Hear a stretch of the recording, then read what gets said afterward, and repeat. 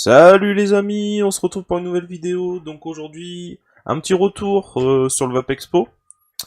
Le VAP Expo de Lille qui s'est tenu le 24, 25 et 26 mars. Donc je vous donnerai mon avis, mon ressenti. C'était mon premier VAP Expo, donc voilà. Et ensuite, je vous donnerai mon avis sur cette box. Là, ça fait un petit moment que je voulais donner mon avis sur cette box. Donc c'est la RSQ de chez Hotsig. C'est une box BF d'une puissance de 80 watts. Donc tout d'abord, on va revenir sur le VAP Expo. Donc c'était moi personnellement, j'y suis allé le samedi. Donc c'était, comme je l'ai dit, mon premier VAP Expo. C'était assez sympa. Beaucoup de jus par rapport à du matos. Il y avait, il y avait du matos, mais bon, c'était du matos de modeur artisanal, super, mais pour moi un peu au-dessus de mon budget. Mais bon, super matos. Magnifique. Par contre, niveau jus, il y en avait pour tous les goûts. Du gourmand, du tabac, du fruité frais, du malaisien, de l'américain, du français. Il y avait tout. J'ai remarqué que beaucoup de marques revenaient vers des tabacs gourmands. Et bon, moi personnellement, j'ai plus une vape gourmande et tabac, c'était pas trop mon truc, mais j'ai testé des trucs pas mal. Et j'ai eu des coups de cœur pour des liquides, donc bah je me suis fait plaisir. Bon, j'avais un budget assez restreint quand même, mais j'ai fait de belles découvertes et j'ai aussi goûté des liquides que bah j'hésiterai pas à me commander plus tard, dont un liquide champagne au champagne rosé boudoir avec une note de fruits. Je crois que le nom c'était Villa Boudoir. Celui-là, dès que je le trouve sur un site, je me le commande. Mais j'ai eu personnellement un coup de cœur sur ce liquide, le Corsair de chez Vape Institut. Donc je reviendrai dessus tout à l'heure, après avoir donné mon avis sur la box. Mais sinon c'était assez sympa. Il y avait pas mal de monde, donc difficile de tout tester quoi. Difficile de tester tous les liquides, surtout que il y en avait un sacré choix. Mais j'ai testé pas mal. Beaucoup de gourmands, j'ai aussi acheté un nouveau de chez Auriga, une marque lyonnaise. Le nouveau, c'est une tuerie. J'étais déjà fan du beurre, mais alors là, celui-là, je vais le déglinguer aussi. Et un autre, je me souviens plus la marque, faudrait que je regarde, mais c'est une tartine grillée avec de la pas une confiture, mais du caramel au beurre salé. Une tuerie aussi, donc bah hop, 90 ml dans la poche.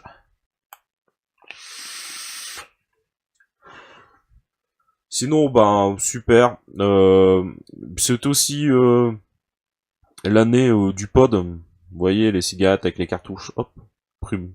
C'est plutôt basé primo débutant. C'est aussi pour les confirmer, mais c'était pas mal si on était primo débutant sur le Vape Expo. Tester ce genre de truc, c'est sympa. Avec un tirage pas du tout, pas trop aérien. Donc super. Ensuite, bon, moi ce qui m'a déplu un peu, c'était la fameuse distribution de cadeaux, quoi. Beaucoup de crevards. Désolé de le dire, mais il y a beaucoup de crevards. J'y suis allé par curiosité pour voir. Quand j'ai vu que limite c'était des zombies qui se jetaient sur de la chair humaine quand on balançait un truc, c'est grave quoi. On arrive à un point où l'être humain devient un peu con, je trouve. Surtout quand c'est gratos. Moi j'ai un mec devant moi qui a plongé au sol pour récupérer un atto, résultat il m'a donné un coup dans le tibia, j'en ai encore des marques. Donc quand j'ai vu ça, ça sert à rien de rester pour regarder ce genre d'énergumène. Sur ce, c'était un peu mon petit coup de gueule. Moi je serais personnellement, j'arrêterais de distribuer les cadeaux comme ça. Les marques qui veulent faire des cadeaux font des cadeaux aux gens qui viennent tester leur liquide, de leur matos, et limite qui achètent quoi. Parce que j'ai beaucoup de gens réclamer, mais il faut pas oublier que derrière tout ça, c'est des gens qui travaillent. On peut pas, je pense pas qu'ils peuvent distribuer des cadeaux comme ça quoi. Donc voilà. Donc c'est parti, c'était mon point de vue sur ce Vape Expo. Donc maintenant on va venir sur la RSQ. Ce sera pas vraiment une revue, ça sera plutôt un avis personnel sur cette box. Je vais pas rentrer trop dans les détails. On va voir le packaging et ce que je pense de cette box. Donc elle nous arrive dans cette boîte en carton. Donc on l'ouvre, hop. on y trouve la petite notice bien sympa qui se trouve dans une enveloppe. Personnellement, bah moi je l'ai pas déballé, c'est la première fois que je la déballe. Donc voilà. Et elle est en français. Voilà, c'est assez sympa. Pour une fois qu'on en a une en français. Ensuite, on y trouve la box. À cet emplacement-là. Donc moi je l'ai pris en noir, elle existe en bleu et en rouge. Moi je l'ai pris en noir, je trouve qu'elle a de la gueule. Ensuite, on a un câble USB pour la mise à jour. Comme je dis à chaque fois, il vaut mieux éviter de recharger ses accus via la box. Il est préférable d'utiliser un chargeur d'accu externe. Hop. Voilà. Donc voilà, elle nous arrive avec une bouteille plastique dure. Et on a aussi une bouteille, une bottle de silicone, soupe. Bon, soupe c'est sympa. Sauf que ben moi je galère toujours avec les BF en silicone. On remplit, on referme et ça dégouline un peu. C'est chiant. Donc c'est pour ça que je vais investir dans une bouteille refill pour hop par au-dessus comment le pin, hop, on la visse, on presse, on remplit sa bottle et comme ça c'est fait. Ça sera moins galère que d'enlever, de dévisser, de re-remplir de liquide, de remettre et de s'en mettre plein les doigts et de re-galérer à remettre la bouteille. Ça sera plus simple pour moi, je pense, parce que avec mes gros doigts boudinés, c'est pas facile. Donc voilà. Donc au niveau du style, on a un effet, bon, c'est un effet carbone, assez sympa. Elle est en plastique. Bon, au poids, elle est un peu lourde avec la queue. Elle pèse son poids quand même. Donc ici, hop, on y retrouve l'emplacement pour la queue, la bottle. Bon, au niveau de la mise en place, hop, de la queue, c'est assez simple, c'est facile. Au niveau de la bouteille aussi, on a de l'espace pour pouvoir la mettre facilement. Bon, toujours un peu de liquide qui ressort, c'est un peu chiant quand même. Sinon, on est sur un pin sur ressort. Bon, moi j'ai mis un flave, comme vous pouvez le voir. Ici, on a une gravure, assez sympa. Et elle bouge pas, je trouve qu'elle est assez solide. En ce moment, je la prends pour les taffer. La peinture, pour l'instant, elle résiste, elle bouge pas trop. Voilà, assez solide, je trouve. Hop. Comme d'hab, c'est les 5 clics pour l'allumer. Au début, elle nous demande si c'est une nouvelle résistance, donc plus si c'est une nouvelle, moins si c'est l'ancienne. Hop, personnellement, c'est l'ancienne. Donc dessus, comme d'hab, on y retrouve la valeur de la résistance, le voltage, le pourcentage d'accu qui reste. Après, ici, on est en wattage, en puissance. Elle fait contrôle de température, différents fils, Ni, titane, tout ce qui va bien, quoi. Ce qui est assez sympa, c'est ici, hop, on a une petite LED de couleur qui est modifiable. On a 3 couleurs. Bon, personnellement, je me souviens plus trop comment on fait, donc comme je dis, c'est pas vraiment une revue. Moi, je l'ai toujours lu en bleu, ça me dérange pas. Après, on a 3 couleurs, je crois que c'est rouge et vert. Ouais, bleu, vert, rouge. Donc on peut soit faire les 3 couleurs qui défilent, soit choisir une couleur bien définie. Mais bon, moi, personnellement, je la laisse en bleu, ça me dérange pas, je trouve ça sympa. Sinon, au niveau de l'autonomie, le chipset, ça va. Je peux faire, allez, en tirant dessus bien, je fais ouais, une petite journée. Après, sur un accu, moi, mes accus commencent à vieillir, donc il faut que j'ai réinvesti dans des accus, mais sinon, ouais, ça tient en vape tranquille une journée. Moi, je tourne aux alentours de 30 watts, là, je suis à 35 watts, c'est nickel. Le seul petit défaut que je peux retrouver à cette box, moi, c'est, je sais pas si vous l'avez ou si vous comptez l'acheter, moi, c'est les 2 aimants qui se sont enlevés, décollés. Donc bah, on les recolle, mais bon, c'est assez embêtant. Surtout quand on n'est pas chez soi et qu'on n'a pas tout de suite ce qu'il faut pour recoller ses aimants. Bon, il y a même des traces de colle encore. Donc ouais, bah si l'aimant se barre, hop, personnellement, le capot tient plus des masses. Donc c'est assez chiant si on est passé chez soi pour la recoller tout de suite. Au niveau, elle fait pas de bruit, comme vous pouvez entendre, hop, pas de bruit. Le capot tient bien. Non, c'est une... À part ce petit défaut au niveau des aimants, je suis peut-être tombé sur la mauvaise série, je sais pas. À voir sur Dotbox. Mais je suis pas déçu, elle est résistante, elle fonctionne super bien, c'est ma première BF Electro, mais j'en suis pas déçu. Rien à redire, à part ce petit problème de d'aimant qui se décolle, mais bon, c'est facilement réparable quoi.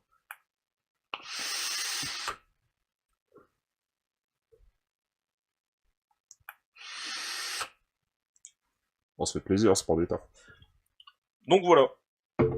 Que dire de plus, elle avoisine les 60 euros, je crois qu'elle a 59,90 €. Franchement, c'est pas cher pour la qualité.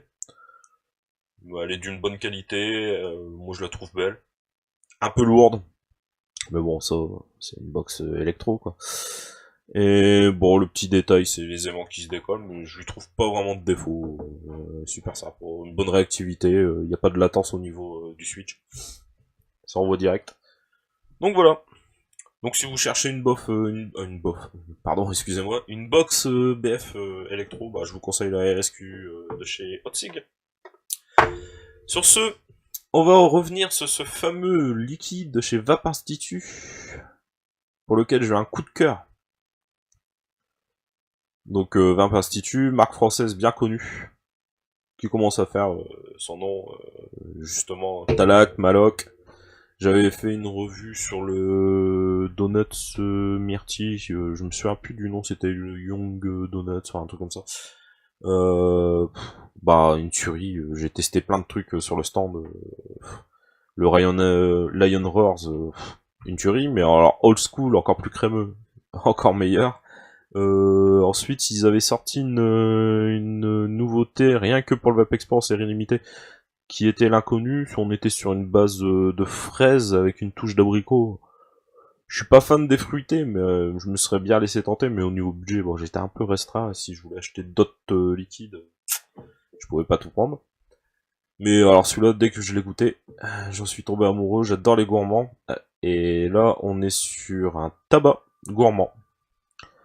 Donc au niveau du visuel, super sympa, Corsair, hop, un beau bateau de pirate. On va aller à l'abordage, les moussaillons. Donc je vais vous présenter la description du liquide, parce que bon, il commence à arriver dans les shops. Donc là, je vous mettrai un lien sur un shop que j'ai vu, un shop que je commande souvent. Hein. Alors on nous annonce... ce Corsair est un classique subtilement gourmand, un classique américain avec des notes de caramel et de praliné, agrémenté de fruits à coque et un trait de lait au miel. Donc c'est un liquide en 30-70 de PGVG. Donc pareil, en 0 mg, 50 ml, on y met un booster de 20 mg de 10 ml pour atterrir vers ouais, les 3 mg de nicotine. Donc c'est parti, on va tester ça sur le Flave. Hop, je suis sur une résistance à 0,6. Hop, voilà, allez c'est parti.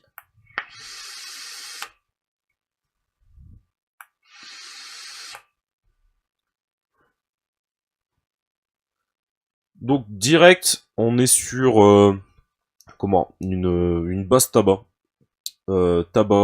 plutôt cigare, feuille à cigare, qui est assez légère, qui est pas entêtant, qui est pas forte, puissante, qui est assez légère.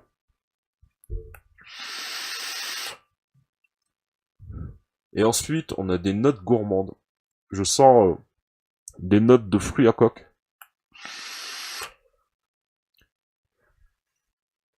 Fruits à coque mielleux. Au début, j'avais l'impression, je ressentais le praliné avec des touches d'amande derrière, et aussi des notes de chocolat. Alors, dans la description, il n'y a pas de chocolat, mais l'assemblage de tout me donnait des notes de chocolat. Euh, que je ressens toujours. Et il est rond, il est assez rond. C'est peut-être le côté lacté, et j'ai à l'expiration, en fin de bouche, cette touche de miel.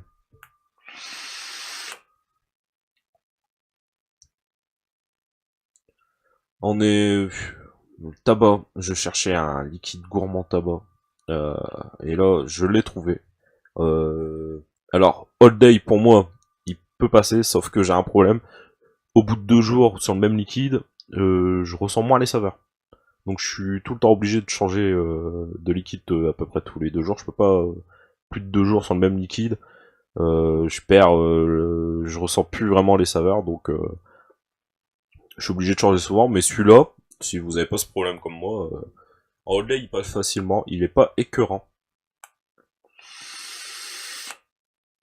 On n'est pas sur un tabac entêtant qui reste fort et en bouche. On est la note gourmande des fruits à coque, l'onctuosité et la touche de miel en finale rend ce liquide très gourmand. Ouais, une réussite. On est bien là. Alors le corsaire de chez Vaparstitu, comme je le dis, on est sur une base tabac, fruits à coque, praliné, lait et miel. C'est tout ce que je ressens. Moi, je ressens aussi des notes de chocolat. Bon, je sais pas trop s'il y a du chocolat, c'est peut-être moi, mais franchement, j'en suis fan. Donc, hop, je vous mettrai un lien en dessous sur un site que vous pourrez le trouver. Mais une super réussite, bravo les gars. Donc voilà, les prochaines vidéos, je vous ferai plutôt des tests de liquide que j'ai eu au Vapexpo. Des nouveautés qui sont pas encore arrivées dans les shops. Donc voilà. Donc je le répète, la RSQ, la box BF Electro 80 watts, qui tourne aux alentours de 59 €. Super. Super box Electro BF. Et ce liquide qui est mon coup de cœur. Le Corsair de chez Vaparstitu. Sur ce, si vous avez aimé la vidéo, un petit pouce vers le haut. Si vous avez pas aimé, n'hésitez pas, un petit pouce vers le bas. Les remarques sont toujours bonnes à prendre. Je sais, le son de mon micro est un peu pourri, mais bon, on va essayer d'économiser pour investir dans un nouveau micro. Et n'hésitez pas à vous abonner. Sur ce, je vous souhaite une bonne vape. Et à bientôt pour une prochaine vidéo.